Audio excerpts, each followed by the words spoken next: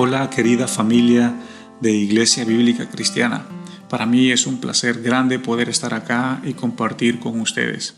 Antes de entrar de lleno a nuestro mensaje, quiero explicar brevemente de cómo vamos a ejecutar nuestra serie de sermones.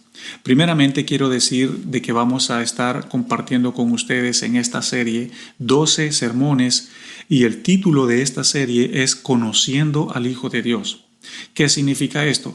Que los 12 sermones que vamos a estar compartiendo van a tratar del mismo tema. Hoy día estamos compartiendo el primer sermón de la serie de 12 sermones que habla acerca de cómo, para que podamos entender de qué se trata el Hijo de Dios, quién es el Hijo de Dios y qué fue lo que Él hizo por nosotros. Así que hoy día vamos a estar compartiendo el primer sermón de 12 sermones de nuestra serie Conociendo al Hijo de Dios. El tema de hoy para nuestro sermón es ¿quién es el Verbo? Porque estos 12 sermones están sacados y basados en el Evangelio de Juan. El Evangelio de Juan trata entre Jesús como hijo y su relación íntima con el Padre. Ahora, de eso se va a tratar nuestra serie. Ahora, quiero hablar un poco acerca del contexto de Juan para que podamos entrar con buen fundamento a nuestro estudio bíblico o a nuestra predicación. Primeramente, yo quiero decir que el Evangelio de Juan es uno de los libros más teológicos de los otros tres. Tenemos Mateo, tenemos Marcos, tenemos Lucas y tenemos a Juan. Y Juan es el evangelio o el libro más teológico de los otros. ¿Por qué digo teológico? Porque específicamente se trata y se enfoca en la persona de Jesús y en su relación con el Padre. Ese es el mayor énfasis adentro del libro. Si bien los otros libros tratan acerca de los milagros, otros tratan de las parábolas, otros tratan el énfasis en su crucifixión, o sea, en toda la vida y el ministerio de Jesús, pero el libro de Juan trata específicamente, se centra en la persona de quién Jesús es. Y por esa razón digo que es uno de los libros más teológicos. Quiero que entiendas lo siguiente. En la iglesia temprana, o sea, el primer grupo de la iglesia que se reunió después de que vino el Pentecostés, pocos años después de ese evento, cuando el Espíritu Santo vino, sufrió un gran ataque por una falsa doctrina que se llamaba gnosticismo. El gnosticismo decía de que el espíritu era una cosa y la carne era otra cosa, de que no había comunión entre una cosa con la otra. Y el gnosticismo, al decir esto, estaba negando de que Jesús había venido, de que Él era el Hijo de Dios, de que había venido y se había hecho carne como uno de nosotros. El gnosticismo, al afirmar la separación entre el espíritu y la carne, decía de que Cristo no es posible lo que ocurrió con Él. Entonces viene Juan y escribe este libro para combatir esta doctrina diabólica que estaba atacando a la iglesia temprana, que estaba atacando a los creyentes, y escribe este evangelio para combatir esta doctrina diciendo que Jesús es el Hijo de Dios y que vino en carne y se convirtió como uno de nosotros, que fue Dios, pero también fue hombre, y vino para morir por nosotros, para darnos salvación y vida eterna. Si ustedes se dan cuenta, el gnosticismo era una doctrina muy diabólica que estaba confundiendo a los creyentes de la iglesia temprana. Pero viene Juan con el evangelio de Juan y dice, no, Cristo es un ser divino, pero a la misma vez también fue un ser humano. Y se encarnó y vino a ser como uno de nosotros. Y de esa manera Juan combate el gnosticismo y esta falsa doctrina que estaba atacando a la iglesia temprana. El Evangelio de Juan fue escrito aproximadamente entre el año 90 al 100 después de Cristo. Juan era uno de los discípulos de Jesús. Juan era uno de los más cercanos a Jesús y de hecho tenía este apodo que le decían el discípulo amado. También tenía este otro apodo que era Boanerges o hijos del trueno, quizás por su carácter, quizás por su temperamento, pero Juan era uno de los que vivió de cerca. Él estuvo viviendo de cerca los pasos, siguiéndole los pasos a Jesús de una forma más cercana que los otros discípulos. Este es un poco del contexto del Evangelio de Juan. Juan también escribió otros libros como las cartas de Juan y también escribió el Apocalipsis. Esto es tema para otro día, pero Juan, el mismo que escribió el Evangelio, escribió las cartas y también escribió el Apocalipsis. Pero como dije, eso es tema de otro día, de otra predicación. Ese es nuestro contexto. Esa es nuestra base para que nosotros podamos entrar con un buen fundamento, con un buen pie firme a nuestro estudio bíblico y a nuestra predicación del libro de Juan. ¿Cuál es el título de la prédica? ¿Cuál es el título de este sermón? El título de este sermón es ¿Quién es el Verbo? Vamos a estudiar los primeros 18 versículos del primer capítulo de Juan y de estos 18 versículos vamos a sacar nuestro primer estudio bíblico y vamos a sacar nuestra interpretación y al final vamos a sacar nuestra conclusión y vamos a llegar a la idea final que ¿quién es el Hijo de Dios? Basado en nuestro primer sermón. ¿Les parece? Muy bien. Quiero que abran sus Biblias en el Evangelio de Juan, capítulo 1, versículo 1 en adelante. Recuerden, vamos a estar estudiando los primeros 18 versículos. Nada más. Antes de poder leerlo, me gustaría orar, poner este tiempo, este sermón en las manos del Señor. Cerramos nuestros ojos allí donde estamos, o ustedes allí donde están, y oremos al Señor. Señor, venimos a ti en esta noche, venimos a ti a través de nuestra oración, y ponemos en tus manos, Señor, este tiempo de prédica, este tiempo de sermón o de estudio bíblico. Señor, declaramos que todo se trata de ti y no se trata, Señor, de nosotros. Reconocemos, Señor, que tú eres el autor de la vida, tú eres, Señor, el autor de la fe, tú eres, Señor, nuestra roca, tú eres, Señor, nuestro fundamento. Y queremos, Señor, adorarte, queremos entregarte, Señor, nuestras vidas y queremos declarar, Señor, que tú eres el centro, tú eres, Señor, el eje, el fundamento de nuestra fe y de nuestras vidas. Ponemos, Señor, este sermón en tus manos y pedimos la guía de tu Espíritu Santo para que nos hable esta noche. Amén. Muy bien, vamos al capítulo 1, versículo 1. Vamos a ir interpretando texto por texto y a la misma vez vamos a ir aplicando. Entonces vamos a ir haciendo exégesis y hermenéutica hasta llegar a nuestra conclusión. Versículo 1. En el principio era el Verbo, y el Verbo era Dios, y el Verbo era Dios. El Verbo dice que era con Dios y era Dios. Quiero destacar tres cosas acá en este versículo. La primera es que la palabra verbo en griego significa logos, y logos significa pensamiento, concepto, revelación o sabiduría. Estas palabras que acabo de mencionar se le atribuyen a la palabra verbo en griego. Segundo, cuando dice el verbo era con Dios, se refiere que el verbo era Jesús. Jesús, el Hijo de Dios, el que vino, el que fue enviado por el Padre para morir por nosotros, Él es el verbo. A Él se refiere cuando dice verbo. ¿Por qué? Porque ya dije anteriormente que en griego verbo significa logos y la cultura y la mentalidad griega le atribuía esta palabra a un Dios, al Dios del todo. Y la segunda cosa que dije que estaba destacando es que dice que el verbo era con Dios. El verbo es Jesús y Jesús estaba con Dios y dice en el inicio. ¿En el inicio de qué? En el inicio de todas las cosas. En el inicio cuando Dios creó al mundo. Allí estaba Jesús con el Padre.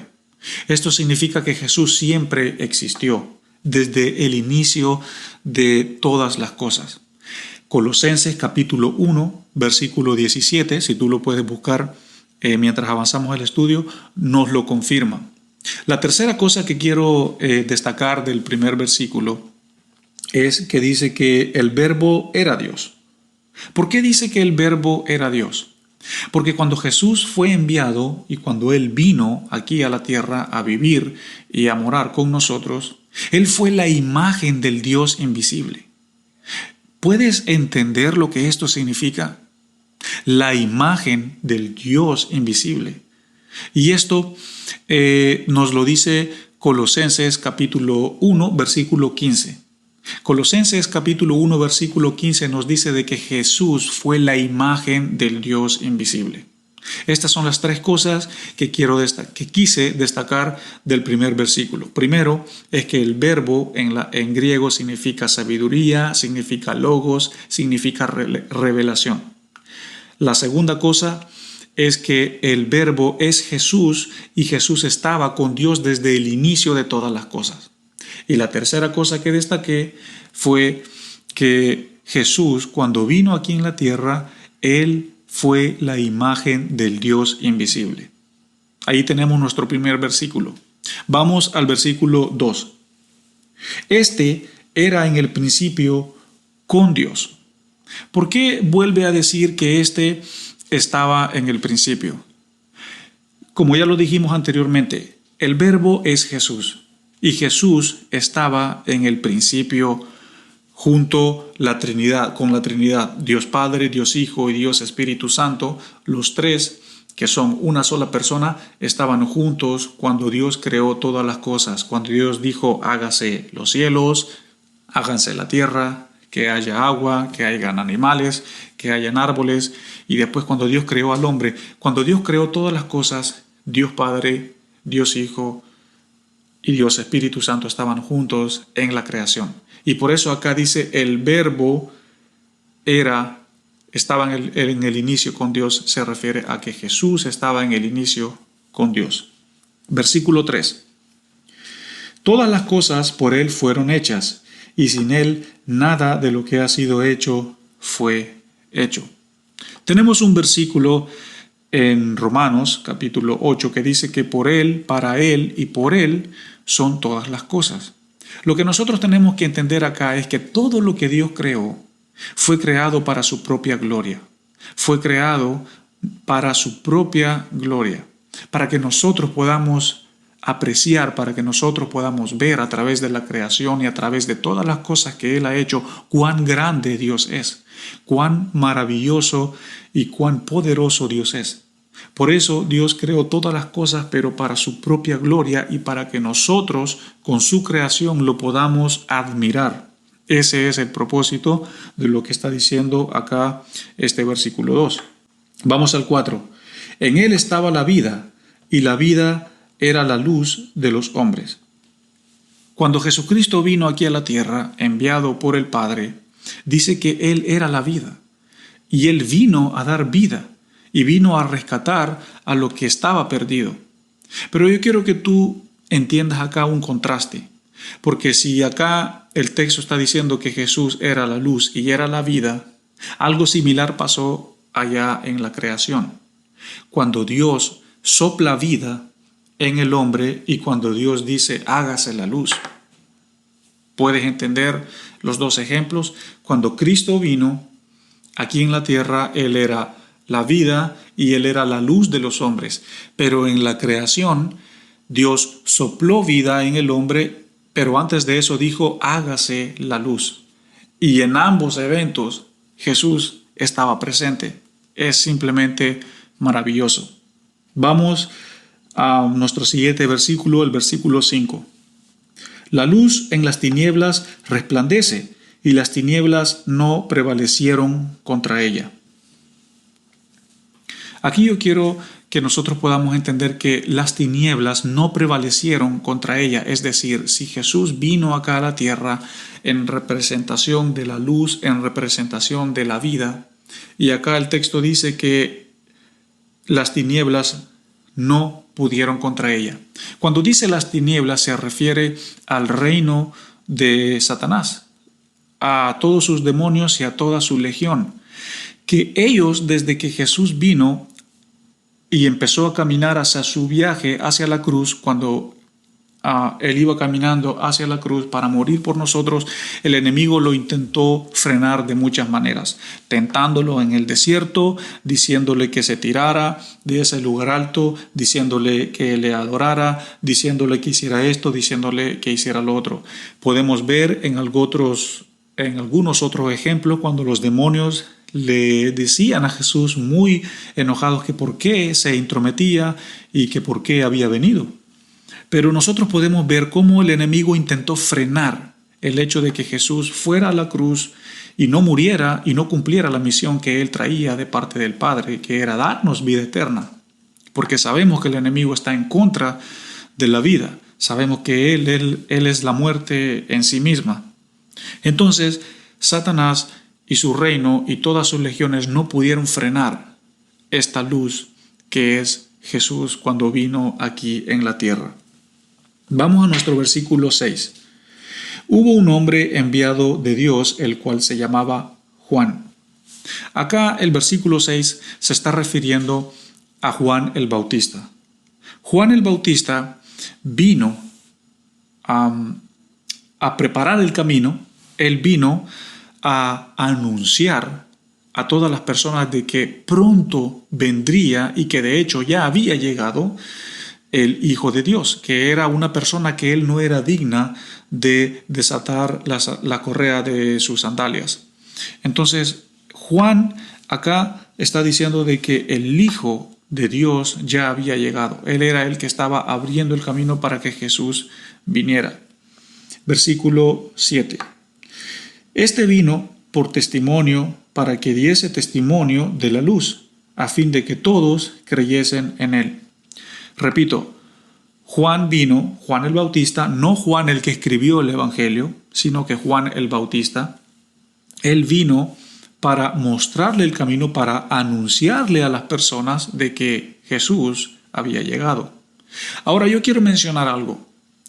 Muchas personas dicen de que Juan el Bautista fue el último profeta del Antiguo Testamento. Fue el último profeta que anunció, la última persona o la última voz profética que anunció la venida del Mesías, porque eso fue todo lo que hicieron los profetas, tanto mayores como menores.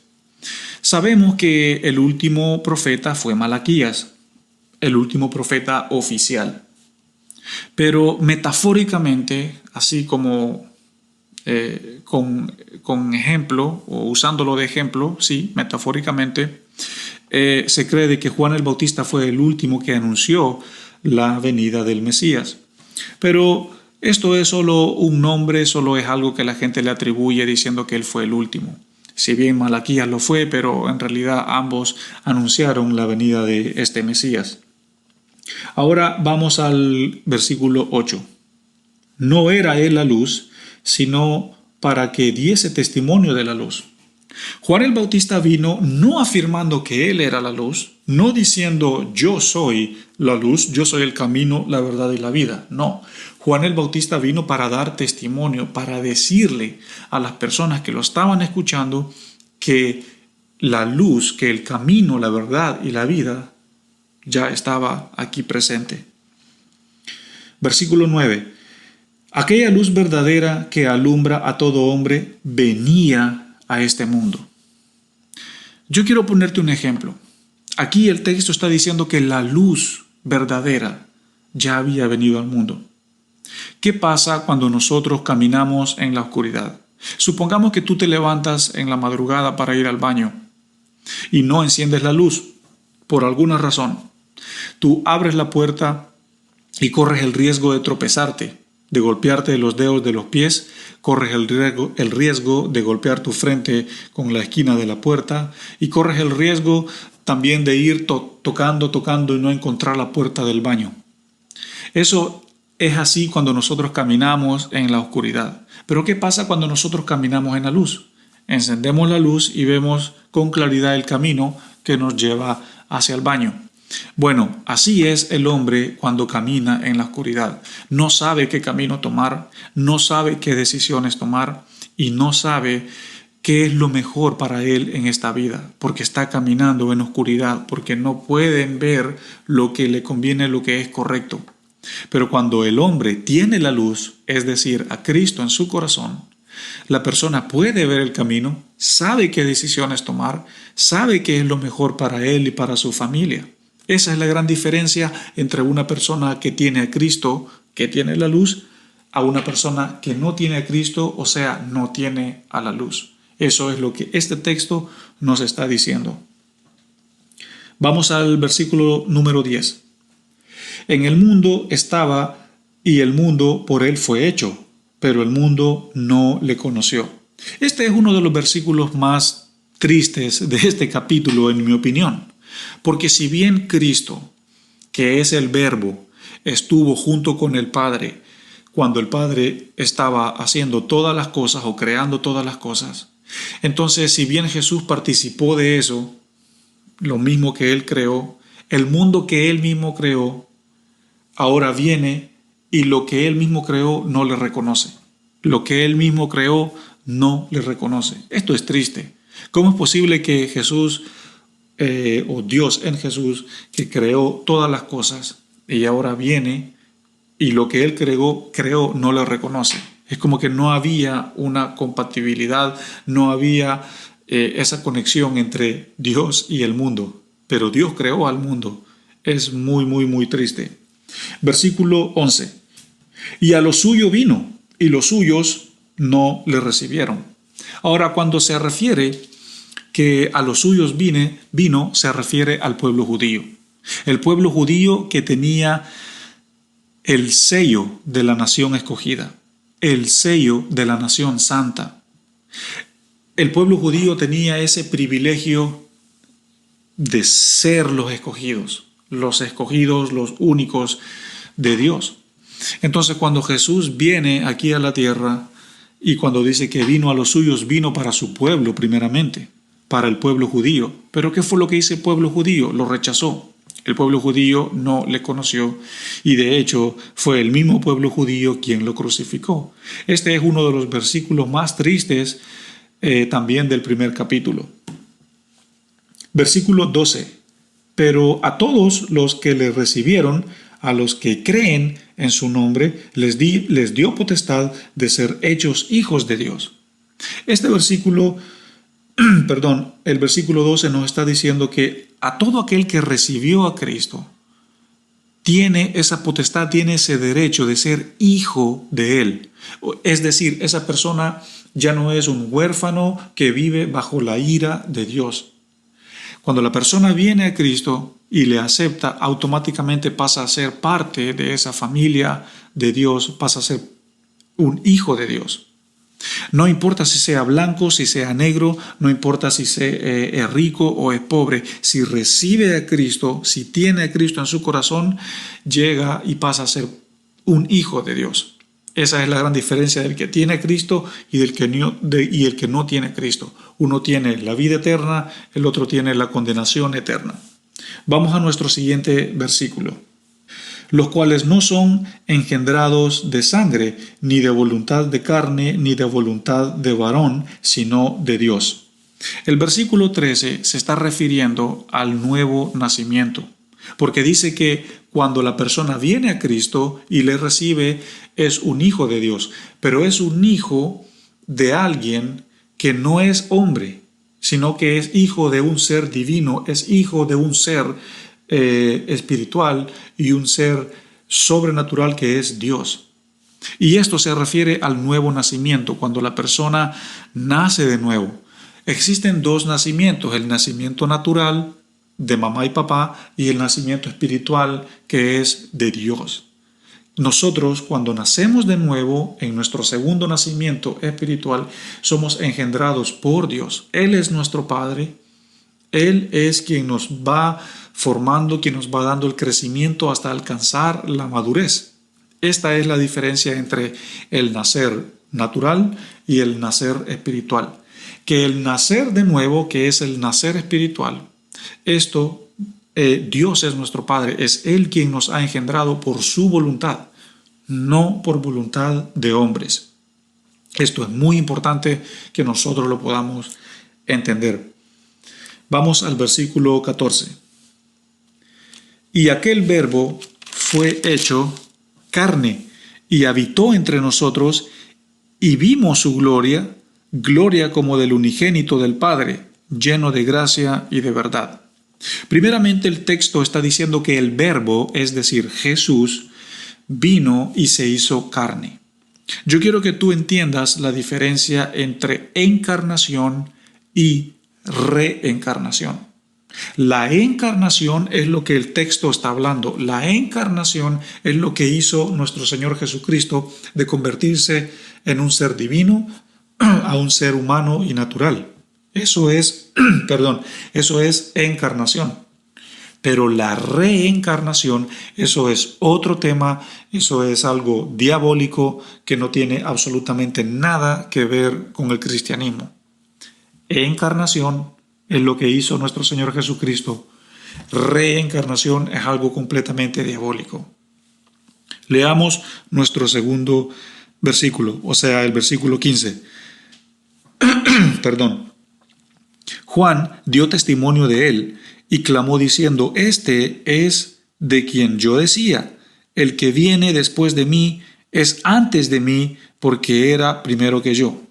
¿Por qué Juan dice que era antes que mí? Porque Juan está reconociendo que Cristo es eterno, que Cristo ya existía desde antes de todas las cosas. Juan está reconociendo la superioridad y la supremacía de Cristo, de que antes de que Juan naciera, Cristo ya existía cuando Cristo estaba junto con el Padre creando todas las cosas. Por eso Juan dice que este que ha venido era antes que yo, porque Juan está reconociendo la supremacía de nuestro Señor Jesucristo, y de este es quien Juan está dando testimonio, diciendo que es el Hijo de Dios, que es el Cordero de Dios, el que quita el pecado del mundo, y todas las cosas que se van a mencionar acerca de Jesús.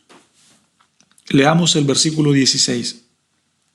Porque de su plenitud tomamos todos gracia sobre gracia. Cuando Juan dice acá de su plenitud tomamos todos, se está refiriendo que Dios es una fuente. Jesús es la fuente. Jesús es como una fuente donde venimos nosotros y tomamos y bebemos de Él, nos alimentamos de Él. Y esa fuente es lo que sacia lo más profundo de nuestro ser. Esa fuente es lo único que llena nuestra vida. Y por eso acá en el versículo 16 dice: porque de su plenitud tomamos todos. Es decir, de su fuente, de su manantial de vida, de su manantial de agua, nosotros venimos, tomamos y nos alimentamos y nos saciamos. Cristo es lo único que sacia nuestro ser, que sacia nuestro cansado corazón, que sacia lo más profundo de nuestro espíritu. No hay nada más en este mundo que nos llene, que nos satisfaga. No hay nada más en este mundo que nos llene como la plenitud de Cristo. Cristo lo es absolutamente todo. Versículo 17. Pues la ley por medio de Moisés fue dada, pero la gracia y la verdad vinieron por medio de Jesucristo. Algo que quiero mencionar acá es que la gracia en el Antiguo Testamento fue en su plenitud cuando Cristo vino, pero Dios también mostró su gracia a su pueblo en el Antiguo Testamento. Dios fue un Dios lleno de gracia al perdonar sus pecados en el Antiguo Testamento, pero lo que quiero decir es que la gracia que Dios le mostró a su pueblo en el Antiguo Testamento solo es una pequeña chispa de luz comparada con el brillo y el esplendor del brillo de la gracia en el Nuevo Testamento con Cristo. Cristo es el gran significado, es el gran sinónimo de la gracia. El hecho que Él haya venido y nosotros hayamos recibido el perdón y hayamos recibido la redención y ahora tengamos la vida eterna, eso es la gracia, el arrepentimiento, la oportunidad que Él nos dio de arrepentirnos. Entonces, la gracia que Dios le mostró al pueblo de Israel en el Antiguo Testamento es bien pequeña comparada a la inmensa plenitud de la gracia del Nuevo Testamento. Y eso es lo que está diciendo acá el versículo 17. Versículo 18 ya es nuestro último versículo. A Dios nadie le vio jamás. El unigénito Hijo que está en el seno del Padre, Él le ha dado a conocer. Aquí el versículo 18 está diciendo que a Dios nadie le ha visto jamás. Nadie le conoció jamás. Pero si bien cuando Cristo vino, el hombre o la humanidad vio a Dios en Cristo, pero vieron solo aspectos de Dios en Cristo, pero a Dios en su máximo esplendor, en toda su esencia y en toda su plenitud, nadie lo ha visto. Lo más cerca que el hombre ha visto acerca de Dios es a Cristo y a todos sus atributos, su carácter y su naturaleza aquí en la tierra, pero en su plenitud y en su propia esencia nadie ha visto a Dios como es. Hemos llegado al final de nuestro sermón. Hemos leído e interpretado nuestros 18 versículos. Ahora, ¿cuál es nuestra conclusión? ¿A qué queremos llegar con todo esto? Nuestra conclusión es que el Verbo es Jesucristo. El Verbo es la imagen del Dios invisible. ¿Puedes detenerte un momento y pensar en esto? En que Cristo es la imagen del Dios invisible y que Cristo es el Verbo. Ahora, quiero decir de que Cristo cumplió dos funciones. Dios se envió a Él mismo de dos maneras aquí a la tierra. Una por medio de Cristo y la otra por medio del Espíritu Santo. Dios se envió a Él mismo en Cristo y en el Espíritu Santo. ¿A quién? A su iglesia. A ti que me estás escuchando y para mí también que estoy hablando. Él se dio a sí mismo en Cristo y en el Espíritu Santo para su iglesia, que somos su cuerpo. Ese es el gran propósito. ¿Para qué? Para que su iglesia alcance la salvación, para que su iglesia alcance la vida eterna y para que su iglesia pueda anunciarle a los demás el Evangelio y las buenas nuevas de su nombre.